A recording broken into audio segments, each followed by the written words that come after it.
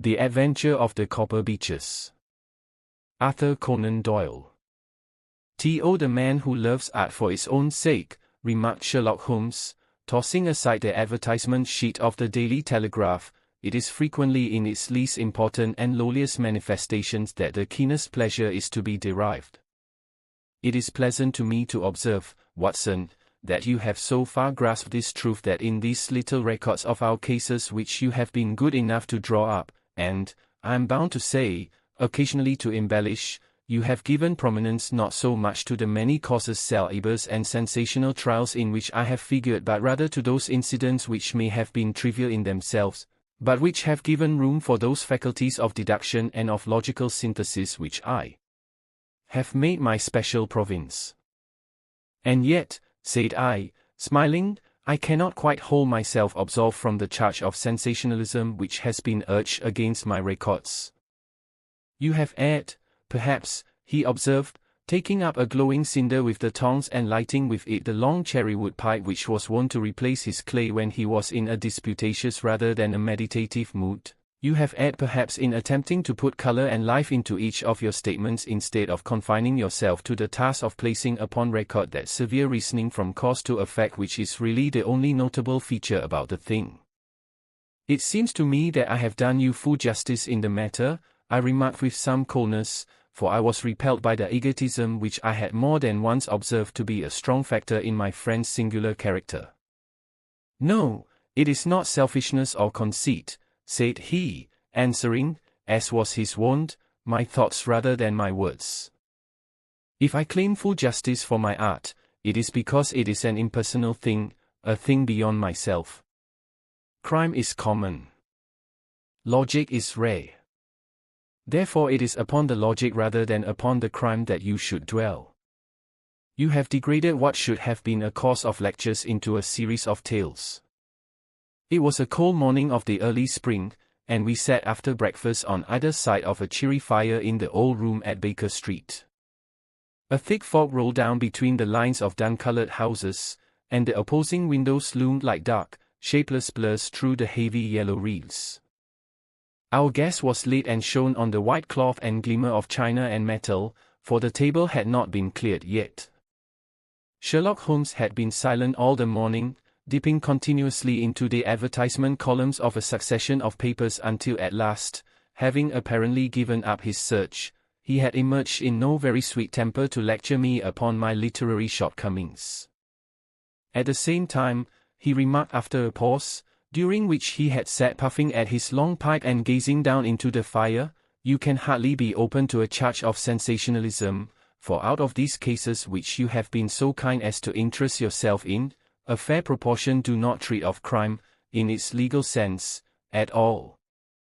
The small matter in which I endeavored to help the King of Bohemia, the singular experience of Miss Mary Sutherland, the problem connected with the man with the twisted lip, and the incident of the noble bachelor, were all matters which are outside the pale of the law. But in avoiding the sensational, I fear that you may have bordered on the trivial." "The end may have been so," I answered, "but the methods I hold to have been novel and of interest." "Sure, my dear fellow, what do the public, the great unobservant public, who could hardly tell a weaver by his tooth or a compositor by his left thumb, care about the finer shades of analysis and deduction? But, indeed, if you are trivial, I cannot blame you, for the days of the great cases are past. Man, or at least criminal man, has lost all enterprise and originality. As to my own little practice, it seems to be degenerating into an agency for recovering lost lead pencils and giving advice to young ladies from boarding schools. I think that I have touched bottom at last, however. This note I had this morning marks my 0 point, I fancy. Read it." He tossed a crumpled letter across to me. It was dated from Montague Place upon the preceding evening, and ran thus. "Dear Mr. Holmes, I am very anxious to consult you as to whether I should or should not accept the situation which has been offered to me as governess. I shall call at 10:30 tomorrow if I do not inconvenience you. Yours faithfully, Violet Hunter." Do you know the young lady? I asked. Not I. It is 10:30 now. Yes, and I have no doubt that is her ring. It may turn out to be of more interest than you think.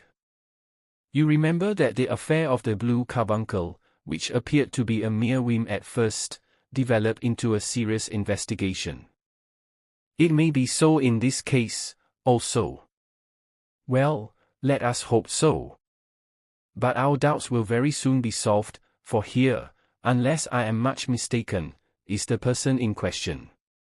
As he spoke, the door opened and a young lady entered the room. She was plainly but neatly dressed, with a bright, quick face, freckled like a plover's egg, and with the brisk manner of a woman who has had her own way to make in the world. You will excuse my troubling you, I am sure, said she, as my companion rose to greet her, but I have had a very strange experience, and as I have no parents or relations of any sort from whom I could ask advice, I thought that perhaps you would be kind enough to tell me what I should do. Pray take a seat, Miss Hunter. I shall be happy to do anything that I can to serve you. I could see that Holmes was favorably impressed by the manner and speech of his new client.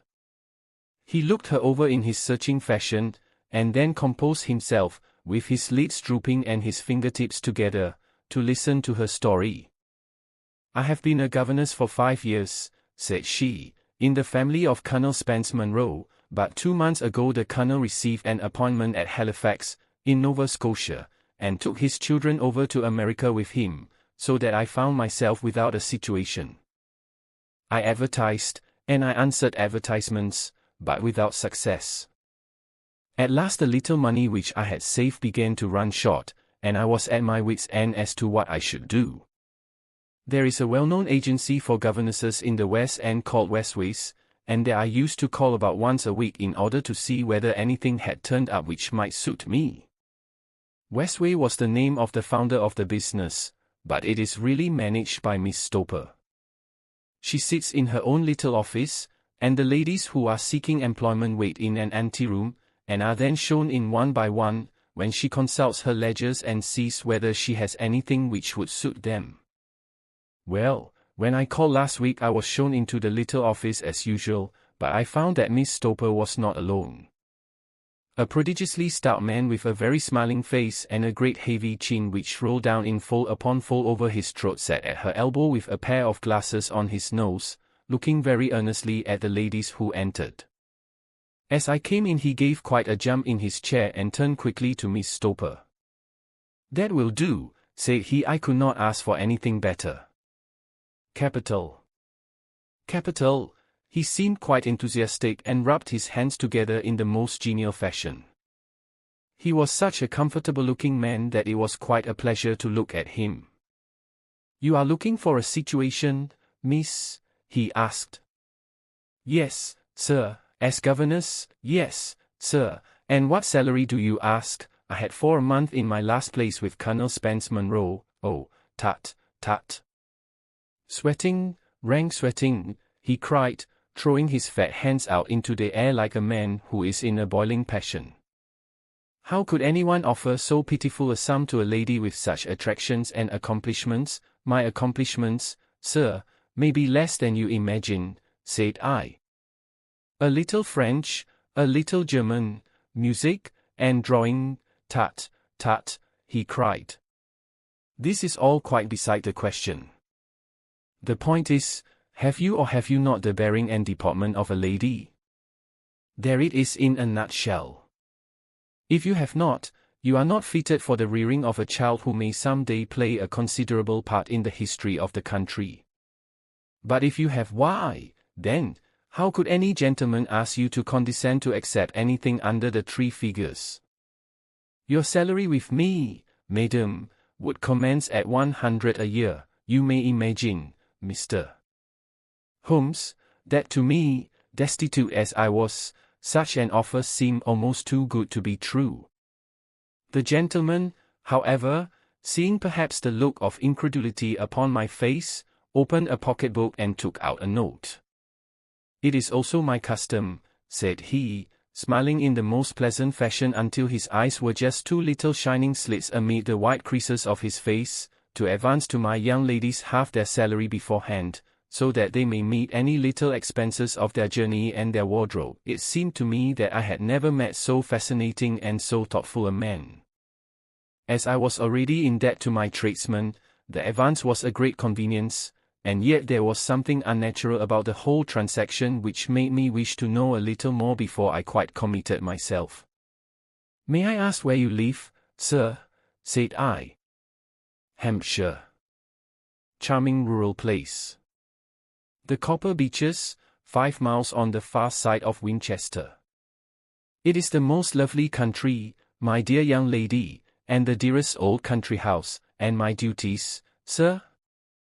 I should be glad to know what they would be. One child, one dear little romper just 6 years old. Oh, if you could see him killing cockroaches with a slipper. Smack. Smack. Smack. 3 gone before you could wink." He leaned back in his chair and laughed his eyes into his head again. I was a little startled at the nature of the child's amusement, but the father's laughter made me think that perhaps he was joking. "My sole duties, then," I asked, "are to take charge of a single child?" "No, no, not the sole, my dear young lady," he cried. "Your duty would be, as I am sure your good sense would suggest, to obey any little commands my wife might give, provided always that they were such commands as a lady might with propriety obey. You see no difficulty? Hey, I should be happy to make myself useful, quite so. In dress now, for example. We are faddy people, you know, faddy but kind-hearted. If you were asked to wear any dress which we might give you, you would not object to our little whim." "Hey, no," said I, considerably astonished at his words. "Or to sit here, or sit there, that would not be offensive to you, oh, no, or to cut your hair quite short before you come to us?" I could hardly believe my ears. "As you may observe, Mr. Holmes, my hair is somewhat luxuriant, and of a rather peculiar tint of chestnut. It has been considered artistic. I could not dream of sacrificing it in this offhand fashion." "I'm afraid that is quite impossible," said I. He had been watching me eagerly out of his small eyes, and I could see a shadow pass over his face as I spoke. "I'm afraid that it is quite essential," said he. "It is a little fancy of my wife's, and ladies' fancies, you know, madam, ladies' fancies must be consulted." "And so you won't cut your hair?" "No, sir, I really could not," I answered firmly. "Very well then, that quite settles the matter. It is a pity, because in other respects you would really have done very nicely. In that case, Miss Stoper, I had best inspect a few more of your young ladies." The manageress had said all this while busy with her papers without a word to either of us, but she glanced at me now with so much annoyance upon her face that I could not help suspecting that she had lost a handsome commission through my refusal. "Do you desire your name to be kept upon the books?" she asked. "If you please, Miss Stoper. Well, really, it seems rather useless, since you refuse the most excellent offers in this fashion," said she sharply. "You can hardly expect us to exert ourselves to find another such opening for you. Good day to you, Miss Hunter." She struck a gong upon the table, and I was shown out by the page. Well, Mr. Holmes, when I got back to my lodgings and found little enough in the cupboard, and 2 or 3 bills upon the table, I began to ask myself whether I had not done a very foolish thing. After all, if these people had strange fads and expected obedience on the most extraordinary matters, they were at least ready to pay for their eccentricity.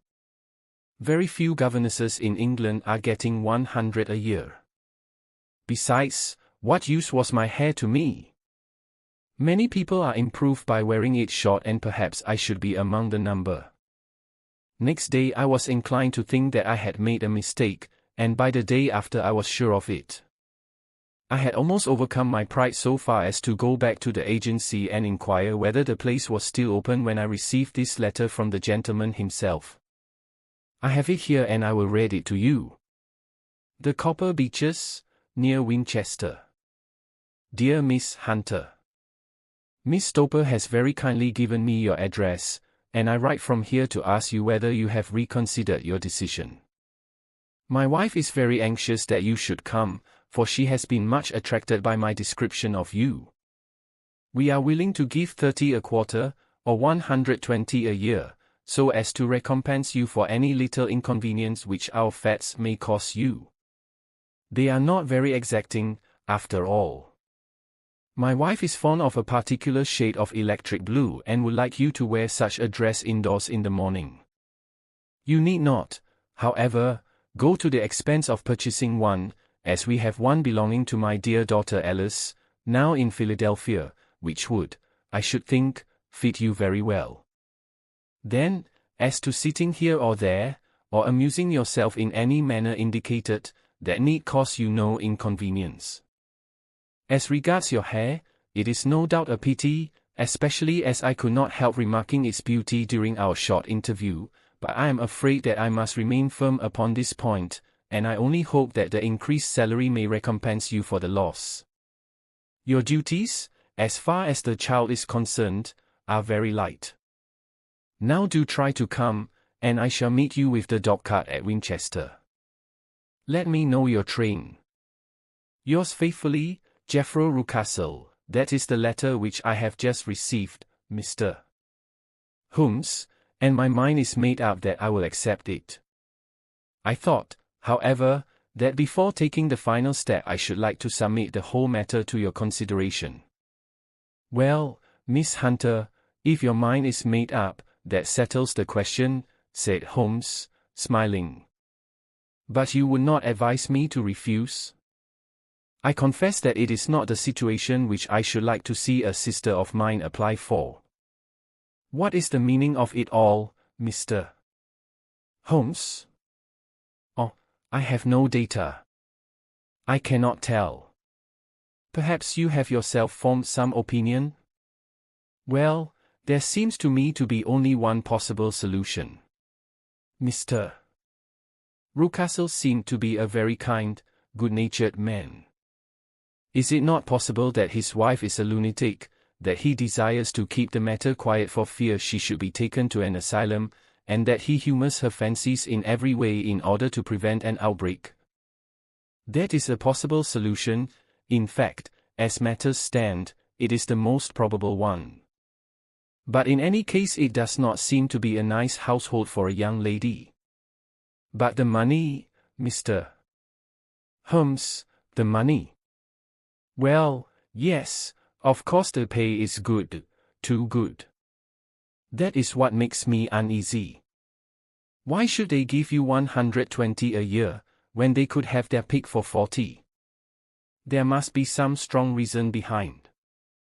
I thought that if I told you the circumstances you would understand afterwards if I wanted your help. I should feel so much stronger if I felt that you were at the back of me. Oh, you may carry that feeling away with you.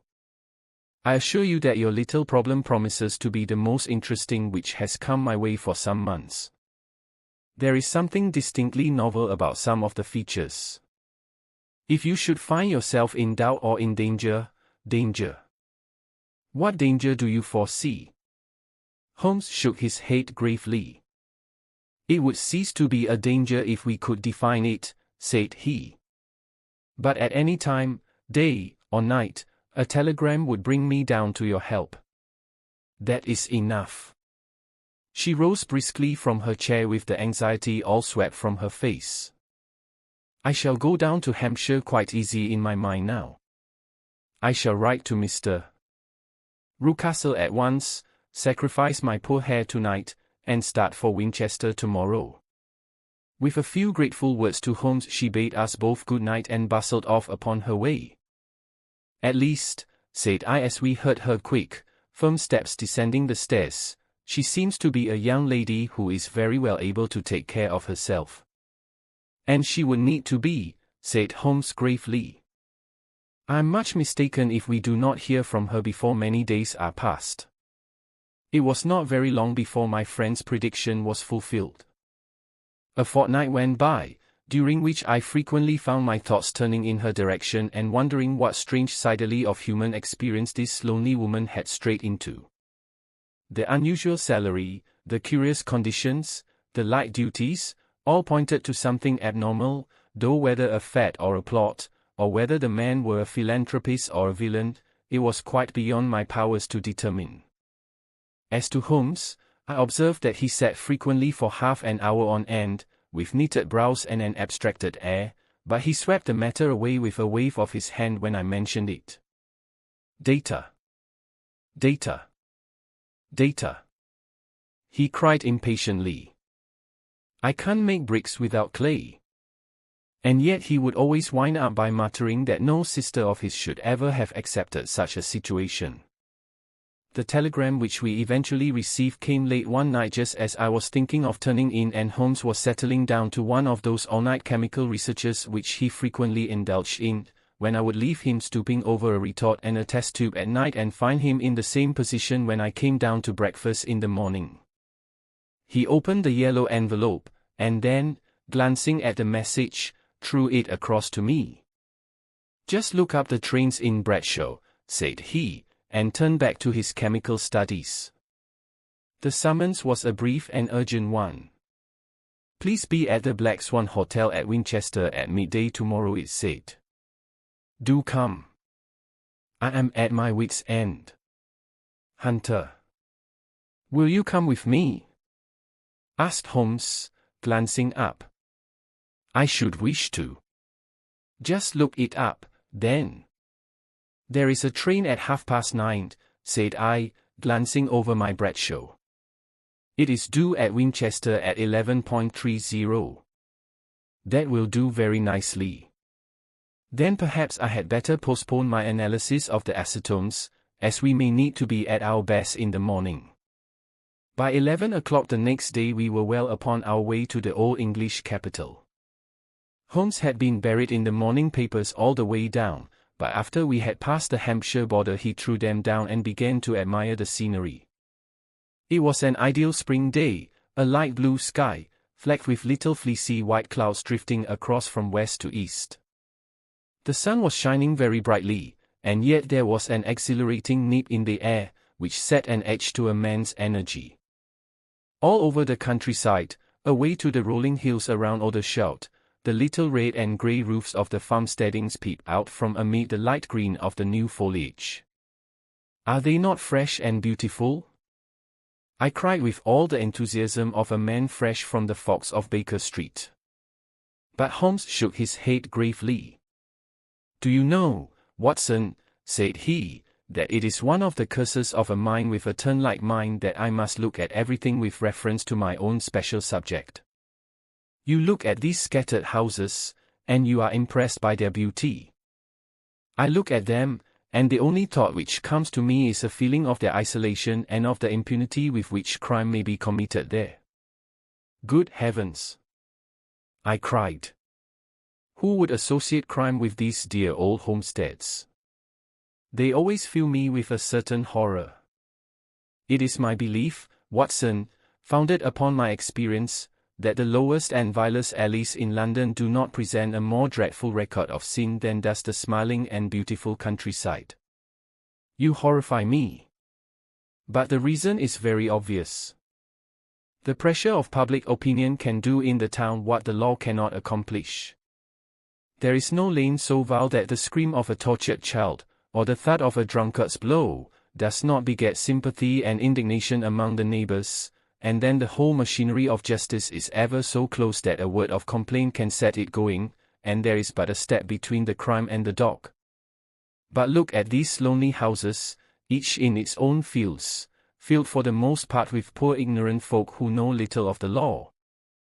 Think of the deeds of hellish cruelty, the hidden wickedness which may go on, year in, year out, in such places, and none the wiser. Had this lady who appeals to us for help gone to live in Winchester, I should never have had a fear for her. It is the 5 miles of country which makes the danger.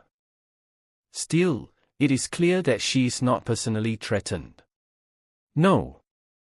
If she can come to Winchester to meet us, she can get away. Quite so. She has her freedom. What can be the matter, then? Can you suggest no explanation? I have devised 7 separate explanations, each of which would cover the facts as far as we know them. But which of these is correct can only be determined by the fresh information which we shall no doubt find waiting for us. Well, there is the tower of the cathedral, and we shall soon learn all that Miss Hunter has to tell. The Black Swan is an inn of repute in the High Street, at no distance from the station, and there we found the young lady waiting for us. She had engaged a sitting room, and our lunch awaited us upon the table. "I am so delighted that you have come," she said earnestly. "It is so very kind of you both, but indeed I do not know what I should do. Your advice will be altogether invaluable to me. Pray tell us what has happened to you." "I will do so, and I must be quick, for I have promised Mr. Rucastle to be back before 3. I got his leave to come into town this morning, though he little knew for what purpose. Let us have everything in its due order." Holmes thrust his long thin legs out towards the fire and composed himself to listen. "In the first place, I may say that I have met, on the whole, with no actual ill-treatment from Mr. and Mrs. Rucastle. It is only fair to them to say that. But I cannot understand them, and I am not easy in my mind about them." "What can you not understand?" "Their reasons for their conduct." "But you shall have it all just as it occurred. When I came down, Mr. Rucastle met me here and drove me in his dog-cart to the Copper Beeches. It is, as he said, beautifully situated, but it is not beautiful in itself, for it is a large square block of a house, whitewashed, but all stained and streaked with damp and bad weather. There are grounds round it, woods on 3 sides, and on the 4th a field which slopes down to the Southampton High Road, which curves past about 100 yards from the front door. This ground in front belongs to the house, but the woods all round are part of Lord Sutherton's preserves. A clump of copper beeches immediately in front of the hall door has given its name to the place. I was driven over by my employer, who was as amiable as ever, and was introduced by him that evening to his wife and the child. There was no truth, Mr.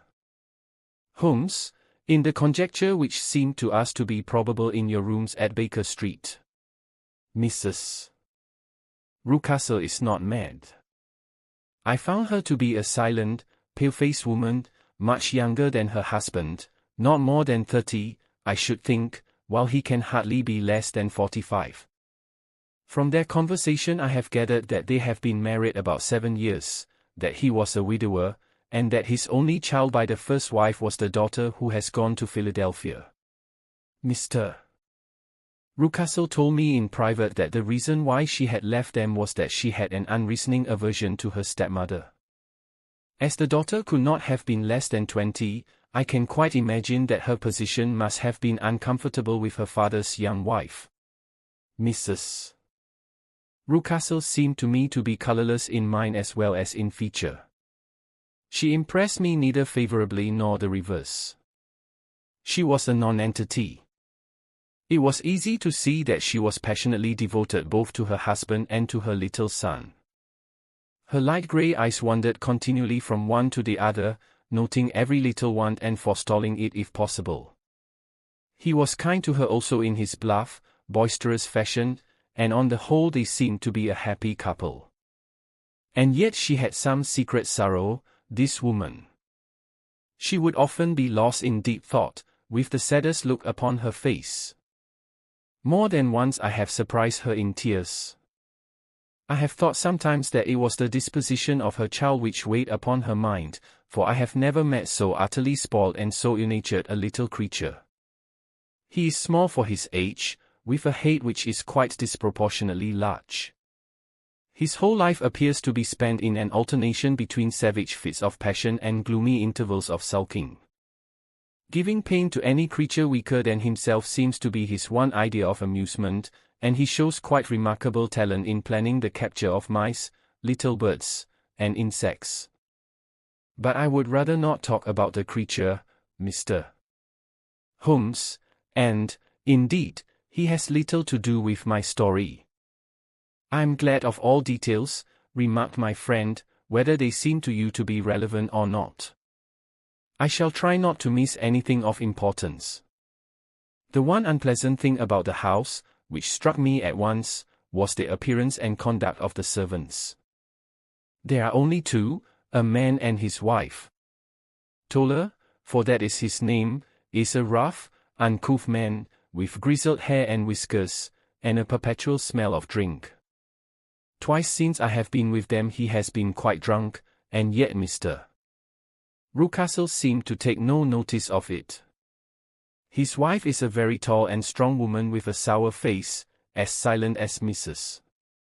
Rucastle and much less amiable. They are a most unpleasant couple, but fortunately I spend most of my time in the nursery and my own room, which are next to each other in one corner of the building.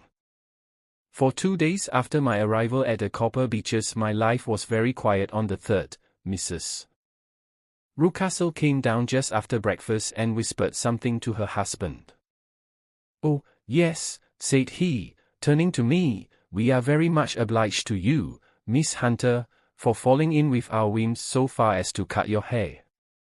I assure you that it has not detracted in the tiniest iota from your appearance. We shall now see how the electric blue dress will become you.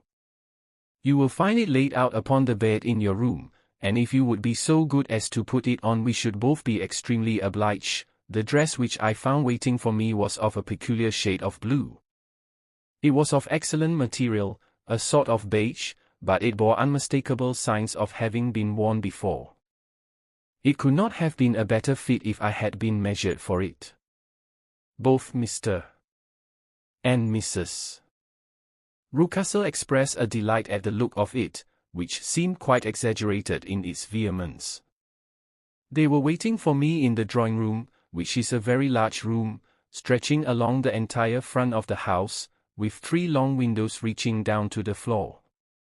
A chair had been placed close to the central window, with its back turned towards it. In this I was asked to sit, and then Mr. Rucastle, walking up and down on the other side of the room, began to tell me a series of the funniest stories that I have ever listened to. You cannot imagine how comical he was, and I laughed until I was quite weary. Mrs. Rucastle, however, who has evidently no sense of humor, never so much as smiled, but sat with her hands in her lap, and a sad, anxious look upon her face. After an hour or so, Mr. Rucastle suddenly remarked that it was time to commence the duties of the day, and that I might change my dress and go to little Edward in the nursery. 2 days later this same performance was gone through under exactly similar circumstances. Again I changed my dress, again I sat in the window, and again I laughed very heartily at the funny stories of which my employer had an immense repertoire, and which he told inimitably. Then he handed me a yellow-back novel, and moving my chair a little sideways, that my own shadow might not fall upon the page, he begged me to read aloud to him. I read for about 10 minutes, beginning in the heart of a chapter, and then suddenly, in the middle of a sentence, he ordered me to cease and to change my dress. You can easily imagine, Mr. Holmes, how curious I became as to what the meaning of this extraordinary performance could possibly be. They were always very careful, I observed, to turn my face away from the window, so that I became consumed with the desire to see what was going on behind my back. At first it seemed to be impossible, but I soon devised a means. My hand mirror had been broken, so a happy thought seized me, and I concealed a piece of the glass in my handkerchief. On the next occasion, in the midst of my laughter, I put my handkerchief up to my eyes, and was able with a little management to see all that there was behind me. I confess that I was disappointed. There was nothing. At least that was my first impression. At the second glance, however, I perceived that there was a man standing in the Southampton Road, a small bearded man in a grey suit, who seemed to be looking in my direction. The road is an important highway, and there are usually people there. This man, however, was leaning against the railings which bordered our field and was looking earnestly up. I lowered my handkerchief and glanced at Mrs. Rucastle to find her eyes fixed upon me with a most searching gaze. She said nothing, but I am convinced that she had divined that I had a mirror in my hand and had seen what was behind me. She rose at once. "Jeffro," said she, "there is an impertinent fellow upon the road there who stares up at Miss Hunter." "No friend of yours, Miss Hunter?" he asked. "No, I know no one in these parts, dear me." "How very impertinent. Kindly turn round and motion to him to go away. Surely it would be better to take no notice." No, we should have him loitering here always." "Kindly turn round and wave him away like that." I did as I was told, and at the same instant Mrs. Rucastle drew down the blind. That was a week ago, and from that time I have not sat again in the window, nor have I worn the blue dress, nor seen the man in the road. "Pray continue," said Holmes. "Your narrative promises to be a most interesting one. You will find it rather disconnected, I fear, and there may prove to be little relation between the different incidents of which I speak. On the very first day that I was at the Copper Beeches, Mr. Rucastle took me to a small outhouse which stands near the kitchen door. As we approached it I heard the sharp rattling of a chain, and the sound as of a large animal moving about. "Look in here," said Mr. Rucastle, showing me a slit between two planks. "Is he not a beauty?" I looked through and was conscious of two glowing eyes, and of a vague figure huddled up in the darkness. "Don't be frightened," said my employer, laughing at the start which I had given. "It's only Carlo, my mastiff. I call him mine, but really old Toller, my groom, is the only man who can do anything with him. We feed him once a day, and not too much then, so that he is always as keen as mustard. Toller lets him loose every night, and God help the trespasser whom he lays his fangs upon. For goodness sake don't you ever on any pretext set your foot over the threshold at night, for it's as much as your life is worth." The warning was no idle one, for 2 nights later I happened to look out of my bedroom window about 2 o'clock in the morning. It was a beautiful moonlight night, and the lawn in front of the house was silvered over and almost as bright as day. I was standing, wrapped in the peaceful beauty of the scene, when I was aware that something was moving under the shadow of the Copper Beeches. As it emerged into the moonshine I saw what it was. It was a giant dog, as large as a calf, tawny tinted, with hanging jowl, black muzzle, and huge projecting bones. It walked slowly across the lawn and vanished into the shadow upon the other side. That dreadful sentinel sent a chill to my heart which I do not think that any burglar could have done.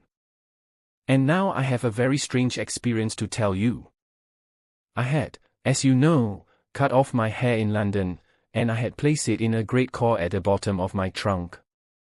One evening, after the child was in bed, I began to amuse myself by examining the furniture of my room and by rearranging my own little things.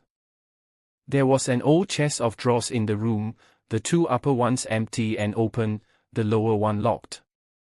I had filled the first 2 with my linen, and as I had still much to pack away I was naturally annoyed at not having the use of the 3rd drawer. It struck me that it might have been fastened by a mere oversight, so I took out my bunch of keys and tried to open it. The very first key fitted to perfection, and I drew the drawer open. There was only one thing in it, but I am sure that you would never guess what it was. It was my coil of hair. I took it up and examined it. It was of the same peculiar tint, and the same thickness. But then the impossibility of the thing obtruded itself upon me. How could my hair have been locked in the drawer? With trembling hands I undid my trunk, turned out the contents, and drew from the bottom my own hair. I laid the two tresses together, and I assure you that they were identical. Was it not extraordinary? Puzzle as I would, I could make nothing at all of what it meant. I returned the strange hair to the drawer, and I said nothing of the matter to the Rucastles, as I felt that I had put myself in the wrong by opening a drawer which they had locked. I am naturally observant, as you may have remarked, Mr. Holmes, and I soon had a pretty good plan of the whole house in my head. There was one wing, however, which appeared not to be inhabited at all. A door which faced that which led into the quarters of the tollers opened into this suite, but it was invariably locked. One day, however, as I ascended the stair, I met Mr. Rucastle coming out through this door, his keys in his hand, and a look on his face which made him a very different person to the round, jovial man to whom I was accustomed. His cheeks were red, his brow was all crinkled with anger, and the veins stood out at his temples with passion. He locked the door and hurried past me without a word or a look. This aroused my curiosity, so when I went out for a walk in the grounds with my charge, I strolled round to the side from which I could see the windows of this part of the house. There were 4 of them in a row, 3 of which were simply dirty, while the 4th was shuttered up. They were evidently all deserted. As I strolled up and down, glancing at them occasionally, Mr. Rucastle came out to me, looking as merry and jovial as ever. Said he, "You must not think me rude if I pass you without a word, my dear young lady." I was preoccupied with business matters. I assured him that I was not offended. "By the way," said I, "you seem to have quite a suite of spare rooms up there, and one of them has the shutters up." He looked surprised and, as it seemed to me, a little startled at my remark. "Photography is one of my hobbies," said he. "I have made my dark room up there. But, dear me, what an observant young lady we have come upon. Who would have believed it? Who would have ever believed it?" He spoke in a jesting tone, but there was no jest in his eyes as he looked at me. I read suspicion there and annoyance, but no jest. "Well, Mr. Holmes, from the moment that I understood that there was something about that suite of rooms which I was not to know, I was all on fire to go over them. It was not mere curiosity, though I have my share of that. It was more a feeling of duty, a feeling that some good might come from my penetrating to this place. They talk of woman's instinct, perhaps it was woman's instinct which gave me that feeling. At any rate, it was there, and I was keenly on the lookout for any chance to pass the forbidden door. It was only yesterday that the chance came. I may tell you that, besides Mr. Rucastle, both Toller and his wife find something to do in these deserted rooms, and I once saw him carrying a large black linen bag with him through the door. Recently he has been drinking hard, and yesterday evening he was very drunk, and when I came upstairs there was the key in the door. I have no doubt at all that he had left it there. Mr. and Mrs. Rucastle were both downstairs, and the child was with them, so that I had an admirable opportunity. I turned the key gently in the lock, opened the door, and slipped through. There was a little passage in front of me, unpapered and uncarpeted, which turned at a right angle at the farther end. Round this corner were 3 doors in a line, the first and third of which were open. They each led into an empty room, dusty and cheerless, with 2 windows in the one and one in the other, so thick with dirt that the evening light glimmered dimly through them. The center door was closed, and across the outside of it had been fastened one of the broad bars of an iron bed, padlocked at one end to a ring in the wall, and fastened at the other with stout cord. The door itself was locked as well, and the key was not there. This barricaded door corresponded clearly with the shuttered window outside, and yet I could see by the glimmer from beneath it that the room was not in darkness. Evidently there was a skylight which let in light from above.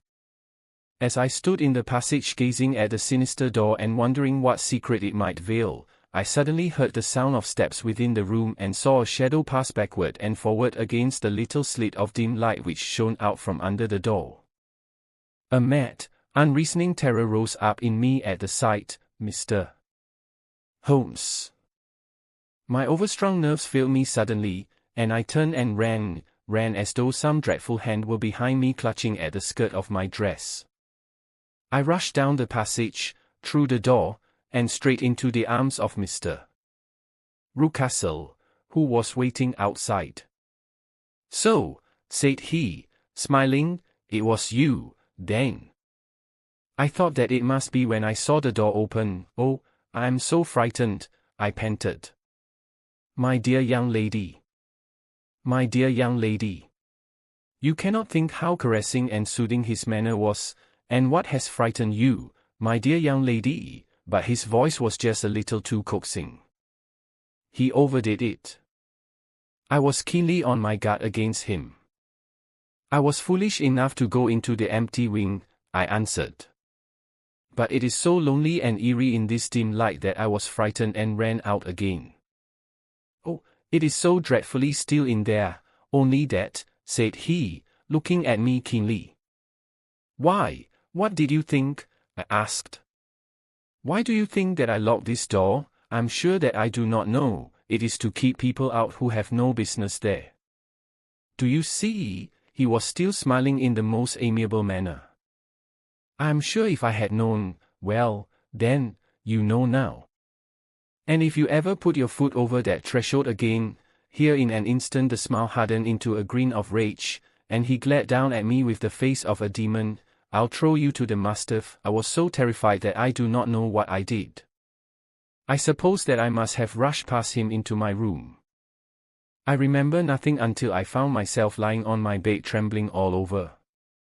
Then I thought of you, Mr. Holmes. I could not live there longer without some advice. I was frightened of the house, of the man, of the woman, of the servants, even of the child. They were all horrible to me. If I could only bring you down, all would be well. Of course I might have fled from the house, but my curiosity was almost as strong as my fears. My mind was soon made up. I would send you a wire. I put on my hat and cloak, went down to the office, which is about half a mile from the house, and then returned, feeling very much easier. A horrible doubt came into my mind as I approached the door lest the dog might be loose, but I remembered that Toller had drunk himself into a state of insensibility that evening, and I knew that he was the only one in the household who had any influence with the savage creature, or who would venture to set him free. I slipped in safety and lay awake half the night in my joy at the thought of seeing you. I had no difficulty in getting leave to come into Winchester this morning, but I must be back before 3 o'clock, for Mr. and Mrs. Rucastle are going on a visit, and will be away all the evening, so that I must look after the child. Now I have told you all my adventures, Mr. Holmes, and I should be very glad if you could tell me what it all means, and, above all, what I should do. Holmes and I had listened spellbound to this extraordinary story. My friend rose now and paced up and down the room, his hands in his pockets, and an expression of the most profound gravity upon his face. "Is Toller still drunk?" he asked. "Yes. I heard his wife tell Mrs. Rucastle that she could do nothing with him." "That is well. And the Rucastles go out tonight?" "Yes." "Is there a cellar with a good strong lock?" "Yes, the wine cellar." "You seem to me to have acted all through this matter like a very brave and sensible girl, Miss Hunter. Do you think that you could perform one more feat?" "I should not ask it of you if I did not think you a quite exceptional woman." "I will try." "What is it?"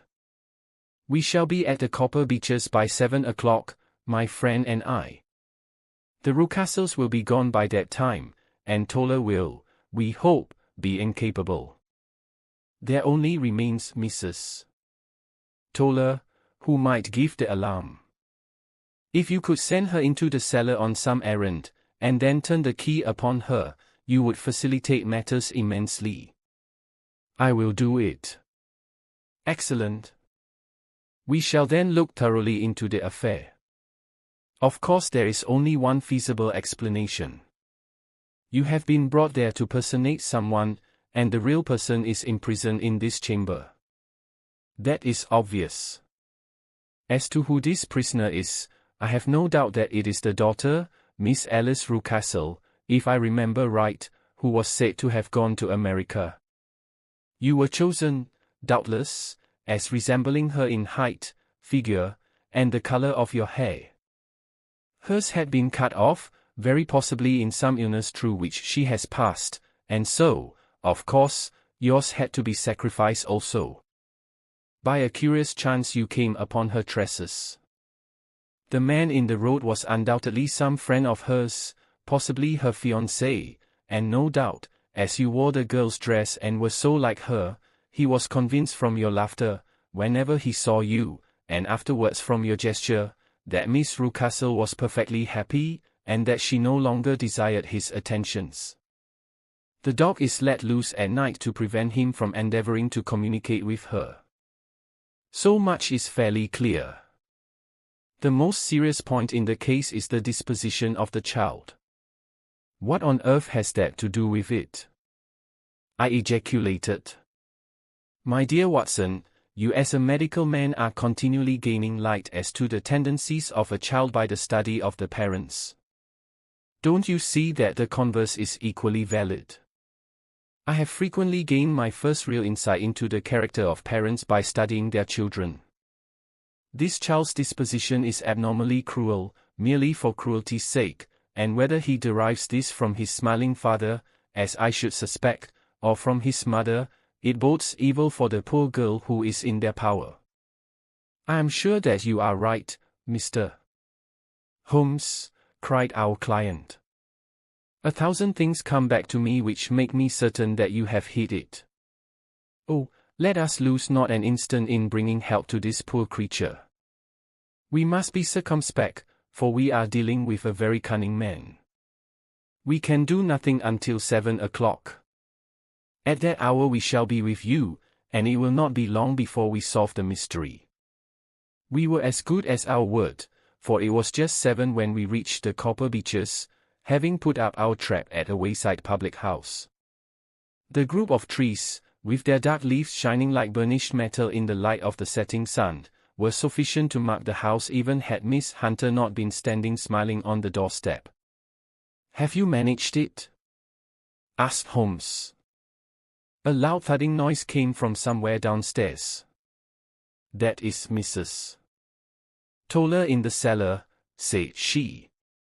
"Her husband lies snoring on the kitchen rug. Here are his keys, which are the duplicates of Mr. Rucastle's." "You have done well indeed," cried Holmes with enthusiasm. "Now lead the way, and we shall soon see the end of this black business." We passed up the stair, unlocked the door, followed on down a passage, and found ourselves in front of the barricade which Miss Hunter had described. Holmes cut the cord and removed the transverse bar. Then he tried the various keys in the lock, but without success. No sound came from within, and at the silence Holmes' face clouded over. "I trust that we are not too late," said he. "I think, Miss Hunter, that we had better go in without you. Now, Watson, put your shoulder to it, and we shall see whether we cannot make our way in." It was an old rickety door and gave at once before our united strength. Together we rushed into the room. It was empty. There was no furniture save a little pallet bed, a small table, and a basketful of linen. The skylight above was open, and the prisoner gone. "There has been some villainy here," said Holmes. "This beauty has guessed Miss Hunter's intentions and has carried his victim off." "But how?" "Through the skylight. We shall soon see how he managed it." He swung himself up onto the roof.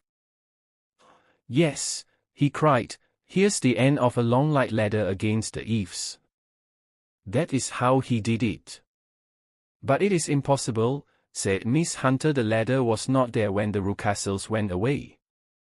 He has come back and done it. I tell you that he is a clever and dangerous man. I should not be very much surprised if this were he whose step I hear now upon the stair. I think, Watson, that it would be as well for you to have your pistol ready." The words were hardly out of his mouth before a man appeared at the door of the room, a very fat and burly man, with a heavy stick in his hand. Miss Hunter screamed and shrunk against the wall at the sight of him, but Sherlock Holmes sprang forward and confronted him. "You villain," said he, "where's your daughter?" The fat man cast his eyes round, and then up at the open skylight. "It is for me to ask you that," he shrieked, "you thieves! Spies and thieves! I have caught you, have I? You are in my power. I'll serve you." He turned and clattered down the stairs as hard as he could go. "He's gone for the dog," cried Miss Hunter. "I have my revolver," said I. "Better close the front door," cried Holmes, and we all rushed down the stairs together. We had hardly reached the hall when we heard the baying of a hound, and then a scream of agony, with a horrible whirring sound which it was dreadful to listen to. An elderly man with a red face and shaking limbs came staggering out at a side door. "My God!" he cried. "Someone has loosed the dog. It's not been fed for 2 days. Quick, quick, or it'll be too late." Holmes and I rushed out and round the angle of the house, with Toller hurrying behind us. There was the huge famished brute, its black muzzle buried in Rucastle's throat, while he writhed and screamed upon the ground. Running up, I blew its brains out, and it fell over with its keen white teeth still meeting in the great creases of his neck. With much labor we separated them and carried him, living but horribly mangled, into the house. We laid him upon the drawing-room sofa, and having dispatched the sobered Toller to bear the news to his wife, I did what I could to relieve his pain. We were all assembled round him when the door opened, and a tall, gaunt woman entered the room. "Mrs. Toller?" cried Miss Hunter. "Yes, miss. Mr. Rucastle let me out when he came back before he went up to you. Miss, it is a pity you didn't let me know what you were planning, for I would have told you that your pains were wasted." "How?" said Holmes, looking keenly at her. "It is clear that Mrs. Toller knows more about this matter than anyone else." "Yes, sir, I do, and I am ready enough to tell what I know." "Then, pray, sit down, and let us hear it, for there are several points on which I must confess that I am still in the dark." "I will soon make it clear to you," said she, "and I'd have done so before now if I could haul got out from the cellar. If there's police court business over this, you remember that I was the one that stood your friend, and that I was Miss Alice's friend too. She was never happy at home, Miss Alice wasn't, from the time that her father married again. She was slighted like and had no say in anything, but it never really became bad for her until after she met Mr. Fowler at a friend's house. As well as I could learn, Miss Alice had rights of her own by will, but she was so quiet and patient, that she never said a word about them but just left everything in Mr. Rucastle's hands. He knew he was safe with her, but when there was a chance of a husband coming forward, who would ask for all that the law would give him, then her father thought it time to put a stop on it. He wanted her to sign a paper, so that whether she married or not, he could use her money. When she wouldn't do it, he kept on worrying her until she got brain fever, and for 6 weeks was at death's door. Then she got better at last, or worn to a shadow, and with her beautiful hair cut off, but that didn't make no change in her young man, and he stuck to her as true as man could be. said Holmes, "I think that what you have been good enough to tell us makes the matter fairly clear, and that I can deduce all that remains. Mr. Rucastle then, I presume, took to this system of imprisonment?" "Yes, sir. And brought Miss Hunter down from London in order to get rid of the disagreeable persistence of Mr. Fowler." "That was it, sir. But Mr.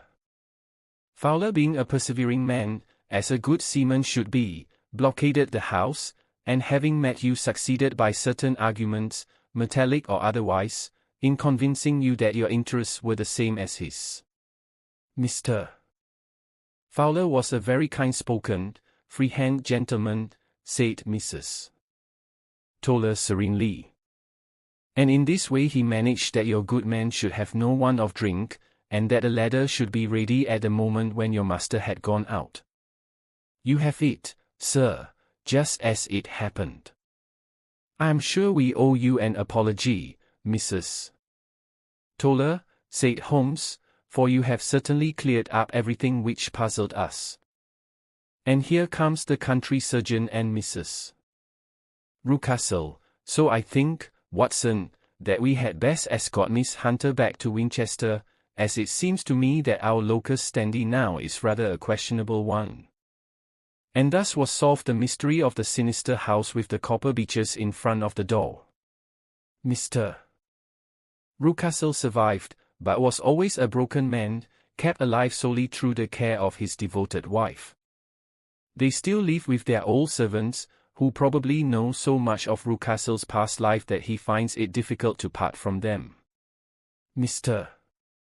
Fowler and Miss Rucastle were married, by special license, in Southampton the day after their flight, and he is now the holder of a government appointment in the island of Mauritius.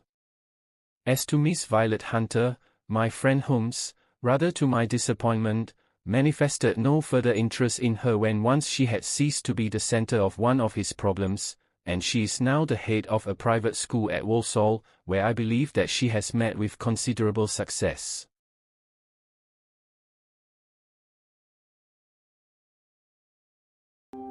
One mystery ends, another begins.